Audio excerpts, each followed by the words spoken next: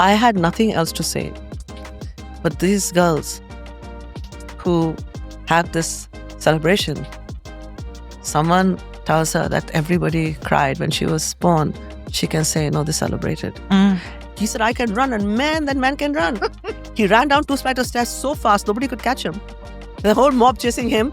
Danny DeVito just rolled down the stairs and is disappeared. I am brown, my skin is brown, my food is also brown.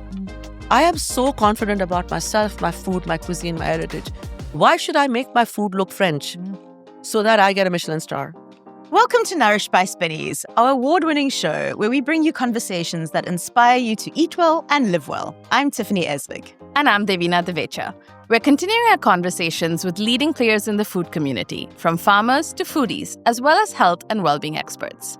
So Tiff, where are we going today? So today we're playing my conversation with the wonderful Asma Khan.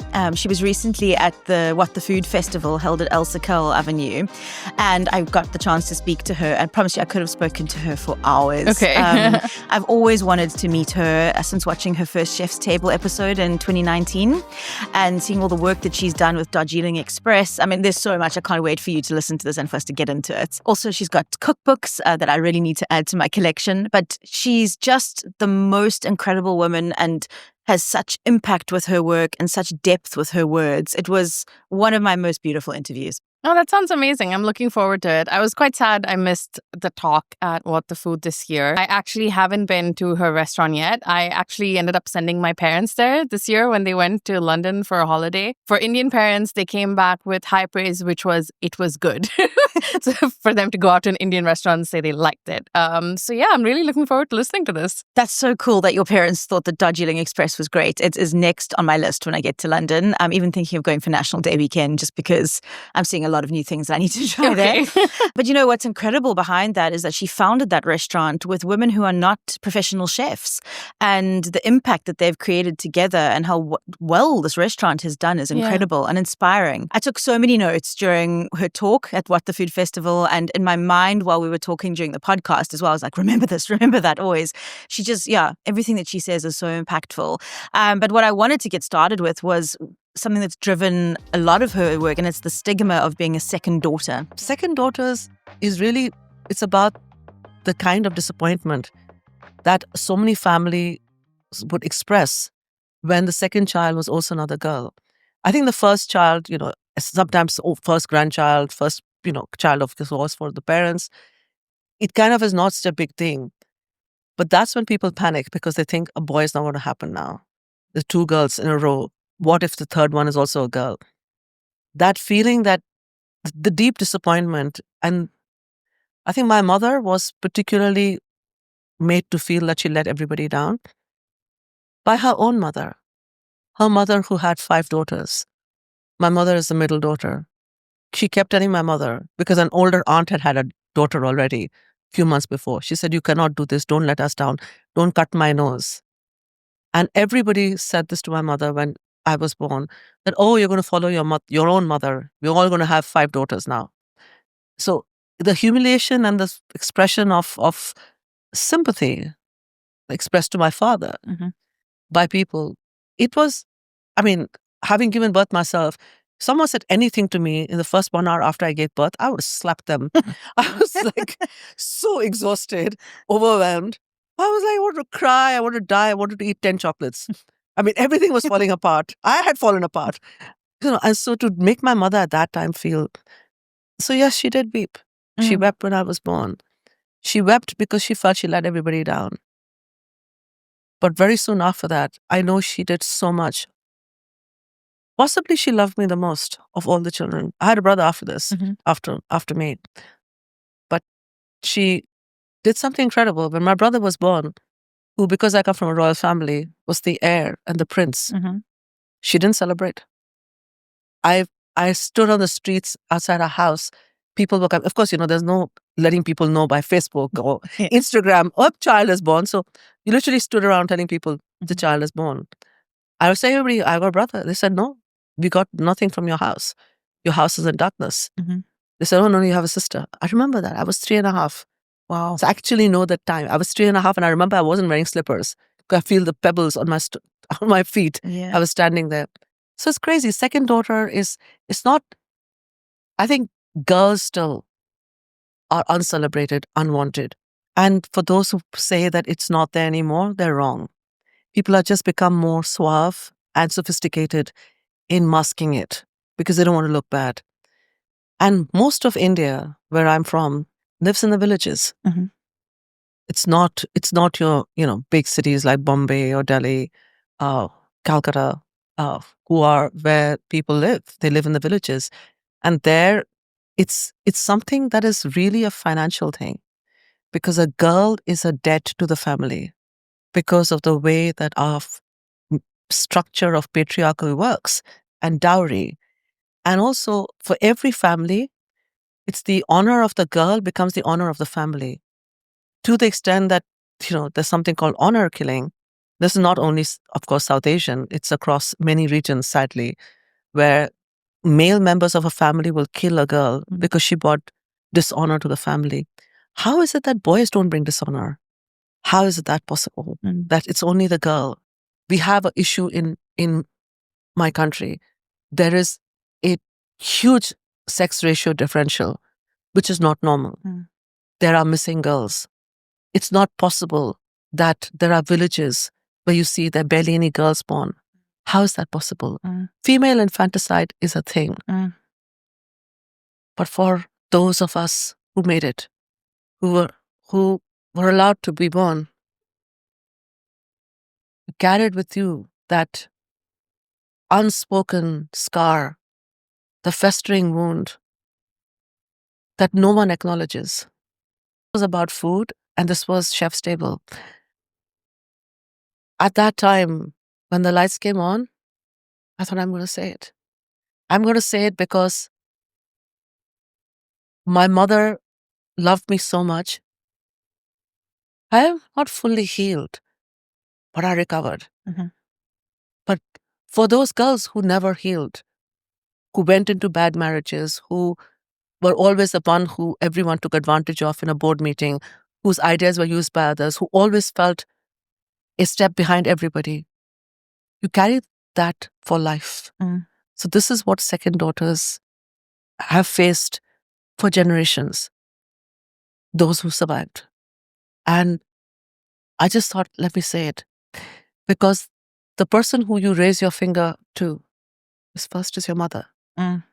But I could do that because my mother loved me so much. And then later she taught me how to cook. I am what I am because of my mother. So I could then say it. Although I hadn't told her. She saw it first on screen. Oh, gosh. I didn't have the guts to tell her. Yeah. I'm not that brave. I come across more brave than I am. And I didn't tell her. I just told her, watch it. And yeah, so she took it really with great grace. And she told me, I'm very glad, because no one should do this to their girl. Yeah. No one should do that. So she recognizes. Also, I'm very sure she never talks about it, but her birth was lamented beyond belief. Also, she was dark-skinned compared to everybody else, a bit like me. And it's not easy. It's hard. It's hard, but if we don't speak about it, how is it going to end? How will it stop? It will never stop if we don't talk about it. Because you don't expect the people in power, the matriarchs in families, they are the ones who lament our birth the most. My grandmother. And she should have embraced me. Didn't even come to see me. Wow. I guess everything that you speak up about now is, you've got this inherent drive, and it's built into you, as you said, like just as your passion and your need to cook, but to be this brave person who speaks up for others. It's incredible, because there aren't enough people in the world who do this. I remember seeing on Chef's Table that you're now doing, like, you do celebratory parties for second daughters. Are you still doing that? Yes, we do. Yeah. We do it in a very subtle, never on camera, because we don't want the family to be conscious of what's happening. So we send clothes for the mother, we send clothes for the baby, and we sell fireworks and lots of sweets. The reason why we send lots of sweets is they have to end up giving it to other people. No family can eat, so many sweets. So, but if a boy is born in that family, they would have celebrated with sweets and fireworks. So we send fireworks, and if you send fireworks, someone will set it off. Of course. Yeah. So, guaranteed. It's a bit of a forced celebration, Yeah. but it's a symbolic thing. I can't go into spaces and tell women, men, that what you're doing is wrong, because you're standing against the tide of society, of prejudice, of everything. But I just want to make a point, because when I was small and I used to fight a lot with games. I couldn't take it when someone cheated to play cricket. And then because I owned the bat, I would take the bat home. That's the end. That's the end of the game. Yes. That ends the game. And I don't care. I don't care how bad that is. Yeah. But I'm taking the bat home because you cheated. So I used to fight a lot I used to play with the servants' children in the garden. And they used to all tell me, oh, your mother cried when you were born. No one loved you. Sometimes I used to take them, drag them to my mother, they say that you cried. And she said no. She denied it then. Later on she told me, but she denied it then because she didn't want to say this publicly ever. But I had nothing else to say. But these girls who have this celebration, someone tells her that everybody cried when she was born, she can say, no, they celebrated. So it's a little simple thing, but we also now are sending money to feed in girls' schools. We give a midday meal, but we give extra. Because of that extra food, parents are sending the girls to school because they get fed. And so right now, the colony we're working in, I mean, it's a very not nice word, but that's what everyone calls it. The sweepers colony. They are the people who go and clean the drains in Dhaka, in Bangladesh. And because the girls are the right size to go inside the drains and clean them, the parents take them and make them work. But because they get free school in this really, really deprived part of Dhaka, these kids are not being sent into drains. And because of that food, they get to read about stories, about other women, about magic and writing and music and other things that it could be that by the time they're 9 or 10, some of them are married off, are taken out of school. But we increase the food. It's bribery. I agree. Bribery and corruption, but using food. So this is my new strategy. I keep awake at nights thinking of ways that I can somehow do something so that a girl is not crushed. Because I know what it feels like. Yeah. And you can't go in and shake the family. Like I never told my grandmother that she had been mean to me. I didn't tell her. She would both, in fact, extended family, everyone was horrible to me. I didn't fight with them. And I think I'm not I'm courageous. Not that brave. You can't take on your own family. Yeah. It takes a particular kind of madness to be able to fight with your whole family. And I can't do it. And I'm not weak. No. I'm not weak, but you can't. You can't break relationships. So I just do different things, and I have like loads of ideas. I write them. I think of every day. I try and think. I spend half an hour trying to think, how am I going to stop the wound for that girl? Not just the girl who's here today, the girl who's not born yet. It's very important for me. It's more important than anything else. My restaurant, my books, my films,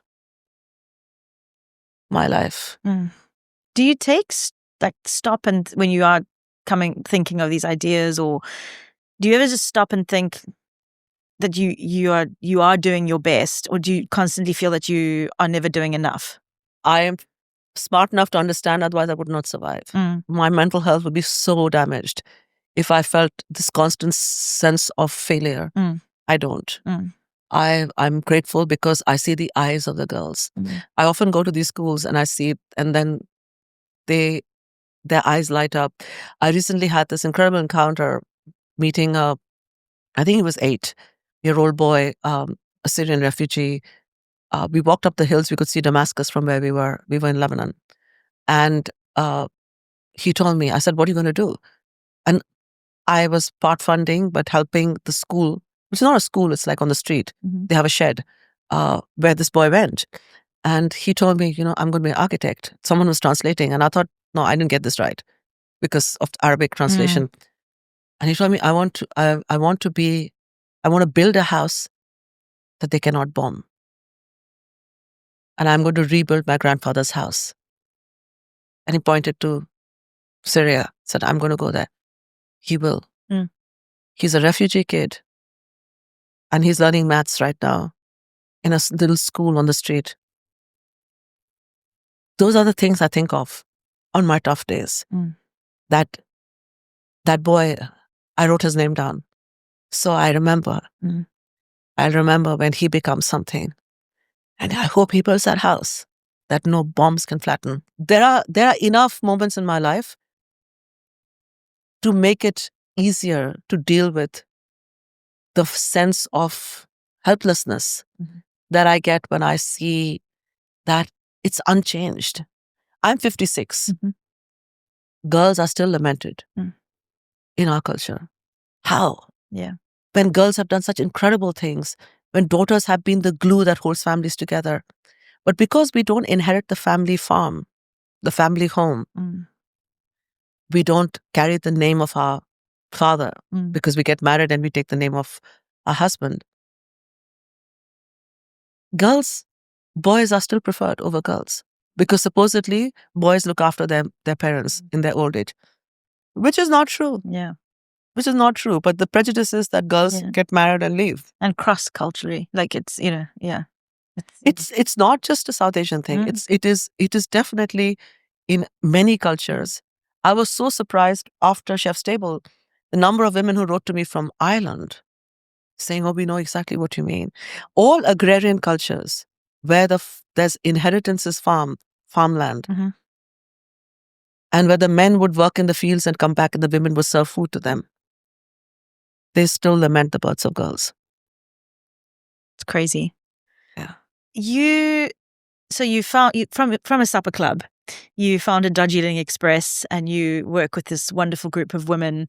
Are they all still with you? Like the ones I saw at Chef's Table? Well, I mean, they're still with me. I think they chose me. I call them the original Spice Girls. There are 5 of them. Of them, 3 are grandmothers. And they're Darjeeling Express is our story. It's a collective of women. I'm not just saying this like, we always were together. From the first supper club held in my house for 16 people, it was these women helping me. They didn't know how to cook anything that I can cook. I come from a different heritage. But a lot of our food is modular. There's a lot of onions to be cut, a lot of pots to be washed, the stirring and the, what we call bhunoing, which is the process of stirring the food, that patience. They didn't ask me how long this is going to take. These are stupid questions. It'll take as long as it takes. I have no idea how long it's going to take. And just crushing everything, all the vegetables, chopping things, crushing the garlic, but stone on stone, just gently. They were amazing and they were magical, and they did things that I didn't have to explain to them. Like, we used to make chai. No one was rushing it. It was slow, let it boil slowly, rolling boil of the chai so that all the spices and ingredients went immersed deep into the chai. These are little things that you didn't have to explain to them. And they're still very much there. They dominate me. Every time I do an interview, something, especially the 2 grandmothers, they're TikTok queens. They do TikTok dancing videos all over London. Yes, and they can dance, but they keep saying, you shouldn't have worn this color. This is not your color. I said, I'm so sorry. I should take your advice before I go anywhere. So, I mean, they are like no filter. Yeah. They're so confident now. So they will criticize the jewelry I wear, what I've worn, not what I say. Yeah. They fully agree with that. But there's these little things like, you should have combed your hair. This is like Indian auntie, they drop the bomb, like, was there no comb there? Did no one comb your hair? Who was filming you? Did they not see? I was like, why do you do this to me? Yeah. They're incredible. They're incredible. They're huge hearts, great joy for living. Bimla Didi, who is easily in her 70s, she also started with me at 55. I mean, she has a granddaughter who's 32. Uh, she's every day after work, when all of us are like scraping ourselves from the floor, Mhm. she will post, and we're all disgusted because we're all in bed and we see this. She will post a TikTok video of her dancing, boom, in the tube station. I don't even know what people must think, that she's mad. Yeah, So probably. she every day she will dance. Yeah. And she has a TikTok video every day. She has a huge number of followers. This is madness. And I think, where does she get this energy from? Yeah. Amazing. I am like dead. I can't even stand at the end of a shift. Mm. No, she's going to do her TikTok videos, one as she departs the restaurant, the other in the tube station. Wow. Every day. That's incredible. No, so Yeah. these are the women. So it's not just the women who came in, it's the personalities Mm. of what they are. Each woman has gone through incredible loss. They've suffered as children.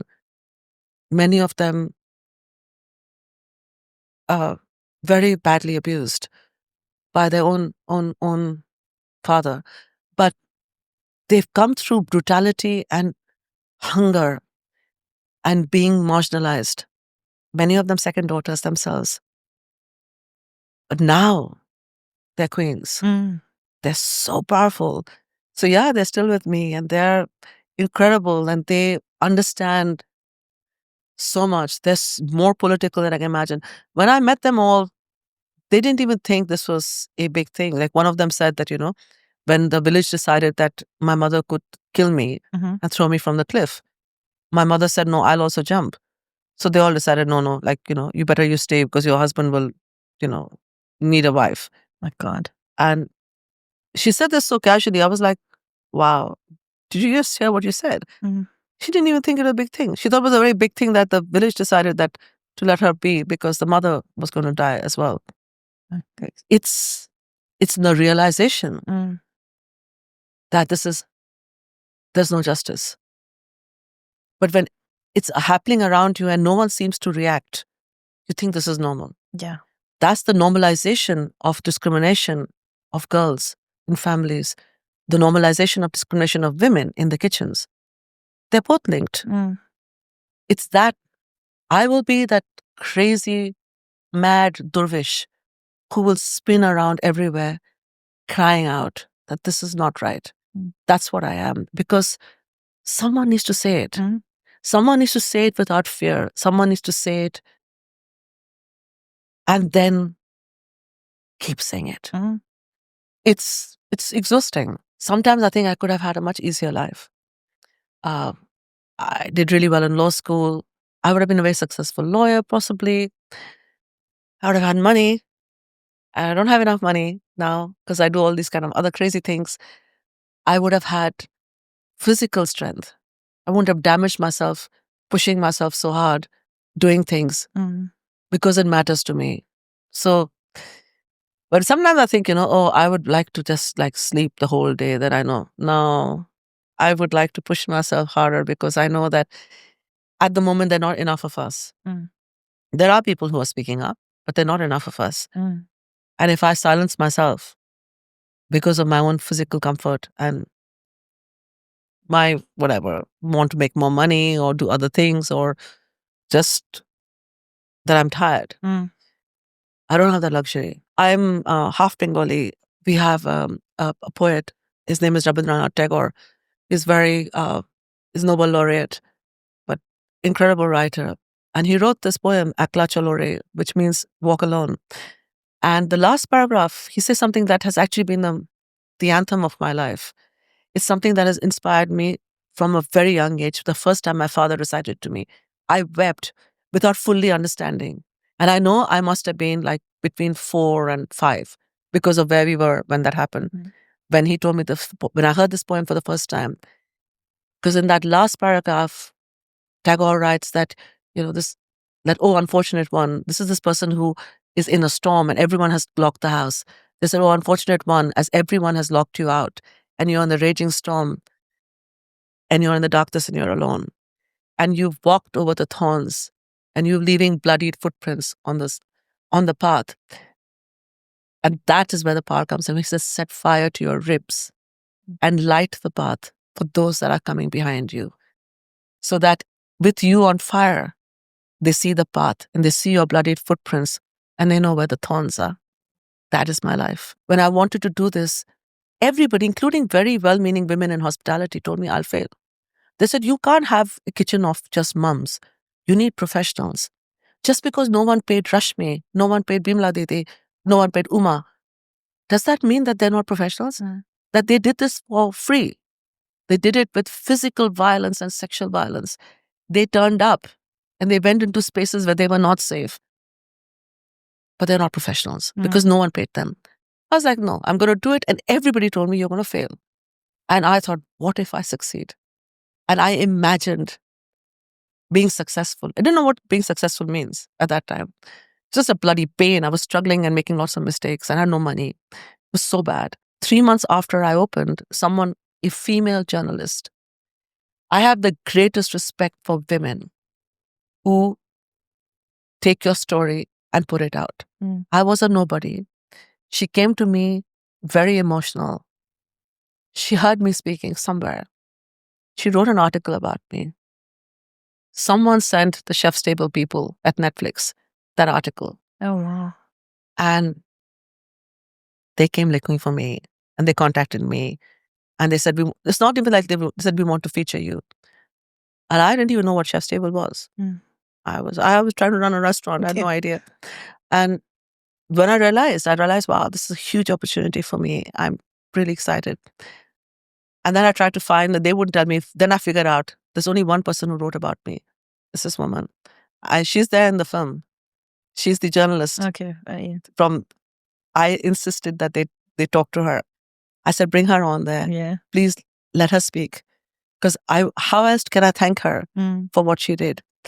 So this is a responsibility that people in media have to find those, unsung heroes, heroines. They are heroines. So women. And my world changed when they announced that I was going to be the first British chef on Chef's Table. I mean, the next day I had Danny DeVito in my restaurant. It was the cutest thing ever. That was sweet. But my God, that guy can run. Because we got everybody. I told him, don't talk. Yeah. He started speaking. Everybody who didn't even notice him saw him. He has a distinctive voice. I was like, how am I going to get out of here? He said, I can run. And that man can run. He ran down 2 flights of stairs so fast, nobody could catch him. The whole mob chasing him. Danny DeVito just rolled down the stairs and it disappeared. Unbelievable, man. Unbelievable. I love that. But yeah, it's a game changer. And I feel I'm honoring my mother for the grief and the disappointment and that she was made to feel by other women in her own family. And I had a difficult time. I hope I brought honor to her. Yeah. This is what drives me. I want to talk a bit about food and ingredients and something that you said this morning when you said, don't bring that secret ingredient from the tree to your country, go out there and travel. Yeah. And I see that you're doing this epic trip in January or in late January to India. Yes. Is that inspired by that, like taking people to discover things? Yeah, absolutely. This is my first trip. It's with Journey On. I'm taking people to my house. My mother is doing the cooking, to the courtyard where the last scene of Chef's Table was. I'm going to Amritsar. I want to take people into the Golden Temple. I want to show this aspect of our heritage where in a langar, they cook incredible amounts of food for everybody. It's so humbling. And I want to take them to the streets of Jaipur and really kind of understand the beating heart of what is India. And, you were talking about your trip to Peru. You probably tasted things that are so ancient and so incredibly, layered and flavorful.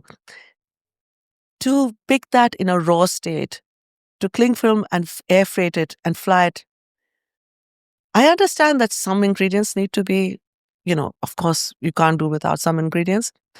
But choose the ingredients, those that can be, dried ingredients that you can rehydrate, stuff that is not fragile, that is not so delicate, that's not so difficult to transport, that you have to refrigerate it and move it all the time. It's important to walk on that soil where that ingredient was, created, but the earth is gifting you the stuff. And so this is my first travel trip. I'm super excited, super nervous as well, because I just want to make sure everybody really enjoys it. And we're also looking at fabric because I wear Indian, clothes from South Asia, but I still wear shalwar kameez throughout. I don't wear saris because it's a little difficult cooking with saris. Although all our grandmothers have done it. I shouldn't say that. My mother would say, that is not a good comment because my mother cooks in a sari with effortlessly. But I know I can't do it. So I wear because I think fabric is so important. Also, something irritates me a lot, especially recently when we had this controversy over a Kolhapuri chappal in Prada. The easiest thing to take from our heritage, first is food, next is fashion, fabric.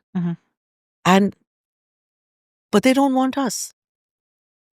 They don't want us on their land. But they will take our food.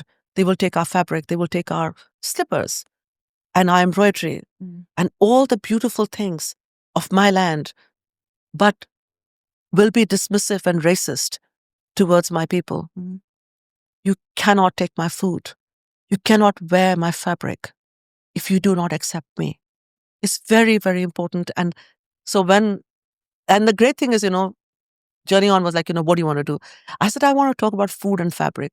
It's all interrelated because the beauty of Indian food, which a lot of people don't explain, is very, very, it's a bit like handloom. It's woven things, everything. Yeah. So when you see a beautiful fabric that is woven with natural stuff, you understand our food is that. It's many things that go together, that weave through. We don't have this whole thing of a risotto, one bowl where every spoon is the same. We don't do this kind of stuff. Or meat and two veg. Food from our part of the world is layered. It is textured. The simplest of food, from where I come from, is rice and dal and one piece of, fried aubergine, eggplant, something crunchy, a pickle. Even the poorest person, when they eat in layers, a bit like how you weave our beautiful fabric. So yeah, it's about fabric and food. And I'm excited because I want to be able to talk about things in that space, hold their hand and take them through the streets, of Old Delhi. Yeah. It is a lot to do with my frustration at the bias and the racism, and especially when it comes to food. So all cuisines that are Western are seen as elevated, sophisticated. Japanese and Korean food is seen as sophisticated. But South Asian food, unless we put truffle oil and caviar in it and make our food look French by taking the chicken out and pouring sauce around it, my grandmother will die the second time round. She'll be shaking in her grave. We don't eat this way. And this whole thing of 1-inch food on a 10-inch plate, no rice, no roti, to make a mockery out of our food because we are so insecure about who we are. I'd say this a lot, I am brown, my skin is brown, my food is also brown. I am so confident about myself, my food, my cuisine, my heritage. Why should I make my food look French so that I get a Michelin star? It doesn't make sense. What has happened to our cuisine is decadent. So I just think I'm going to do this. I hope lots of people come to this trip on so that I can do it again. And then, of course, the next trip is to Calcutta, which is where my city is. Yeah. But right now, I'm taking them to my parents' house. Okay. Are there still spots open? Yeah, there are like very few left. Okay. But we already have some really interesting chefs who are coming on this. Yeah. That surprised me. The first people who booked were like really heavyweight chefs because not Indian chefs, but chefs who are trying to understand. And I hope that when they come out of this trip, that they will use these ingredients, use it, but with the respect of having been there through the dusty fields of actually understanding where it grew. Yeah. I have two members of my team here who you just met, and they have questions about food. And so shoot, we've got Karen and Ankit. Can I just, before that, thank you for the chai? You're most welcome. You are my pleasure. Incredible because that makes you magical. This chai was really good. Yes. So Asma, my question was about the ladies you work with, and you've already spoken about them because Tiff asked you about them. You all came from backgrounds where you were cooking for your families, often in very emotionally unstable conditions. How did y'all figure out how to run a professional kitchen to manage the crowds that are coming to Darjeeling Express? That, my dear, is a really great question. Many people don't ask this question. It was very hard. We made lots of mistakes. Oh my God, it was so horrible. And people were kind to us and generous because in the beginning, it was people who had come to my supper club. So and incredibly, loads of women came who, like including people like, no, I didn't order this dish, but I'm going to eat it. It looks really good. And she said, who made this? And, Rashmi would be there waving at her. The kindness of our customers. Oh my God. Because really, we deserved like 0 stars and slaps on our faces for being so disorganized. I am so grateful. People forgave us for waiting for 1 hour because we got the order wrong, for billing them the wrong things, for just messing things up. It was very difficult. But we learned very fast. Within weeks of very bad days, we suddenly realized that we had got it. And it's that rhythm of a collective. This is why I tell everybody, please don't think that you're going to succeed on your own. Try being in a collective or a tribe. I can get that feeling from you guys as well, that you're a tribe. And the tribe doesn't all have to look alike. For me, a tribe is those who believe in the same thing. Unlike the tribe in real life, where they have tribal markings and they are all similar in looking, in outfit. So because we were a tribe and we were together, no one was finger pointing and no one was saying anything. When things went wrong and it was obvious that one person had made a mistake, everybody took responsibility for fixing it. There was no post-mortem after every service that, because of you, this happened. Or I think that was the big thing. Because these women had lost and been defeated so many times. Me too. We understood that everything is temporary. That one day the sun will rise and we will win. And that day came. If we didn't believe in it, why will anyone else support us?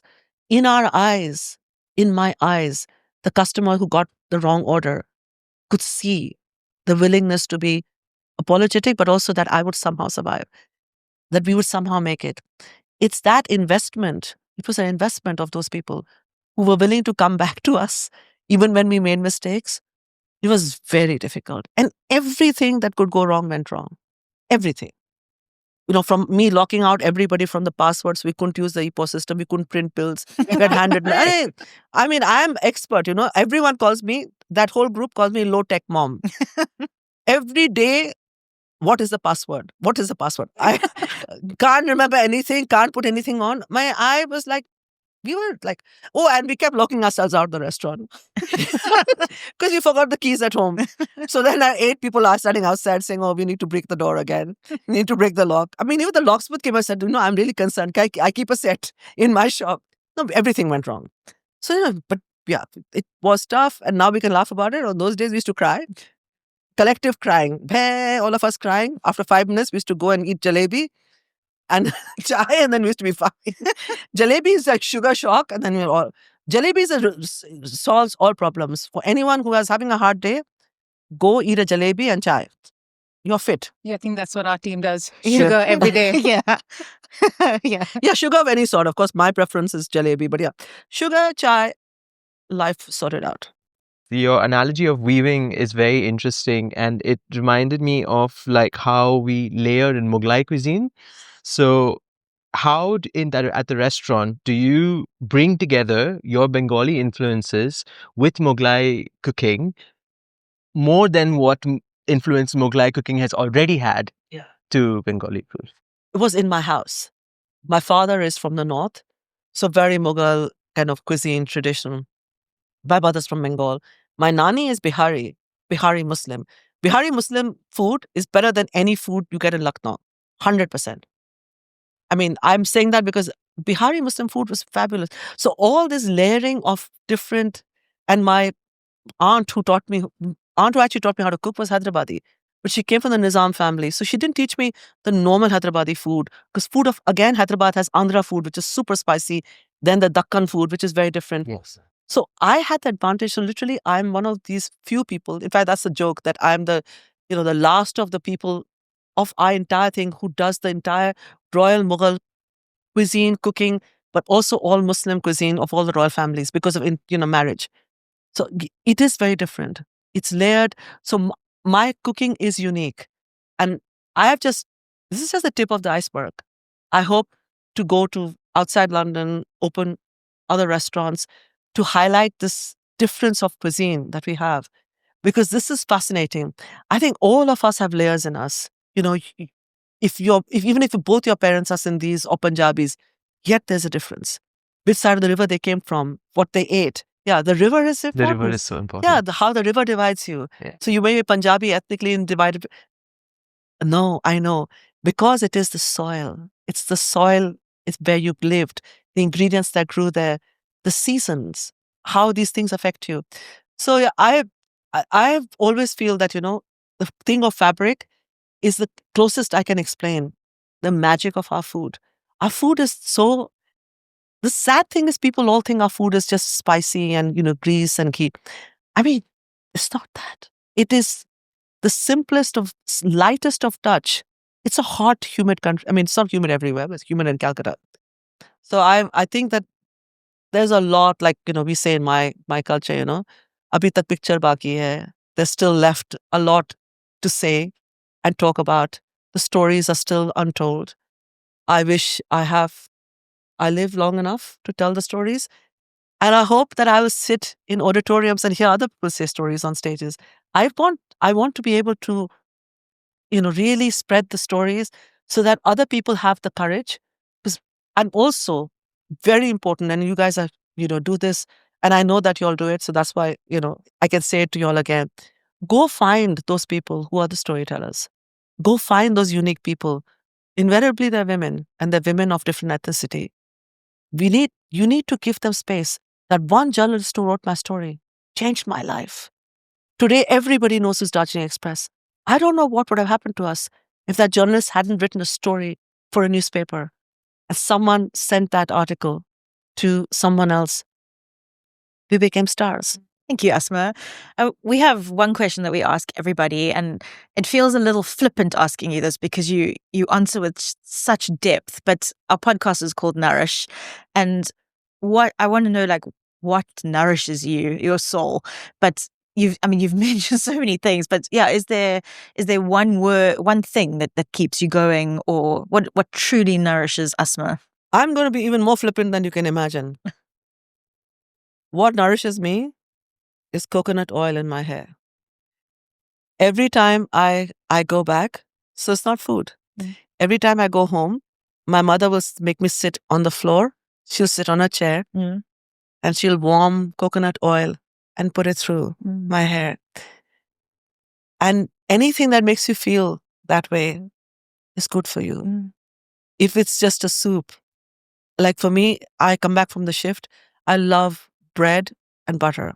So if it comes to food, it's bread and butter.